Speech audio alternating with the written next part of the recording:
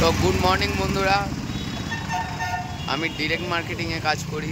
যখন লোকের বাড়ি বাড়ি চিমনি ওয়াটার পিউরিফায়ারের জন্য যাই, সবাই বলে পয়সা নেই। আর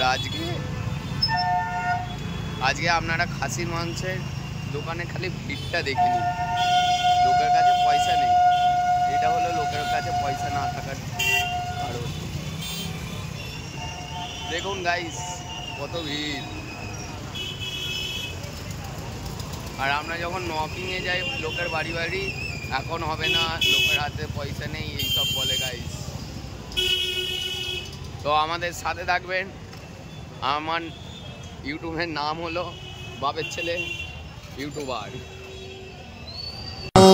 Olha o barulhinho do amor, querida. Olha o barulhinho do amor. Olha o barulhinho do amor.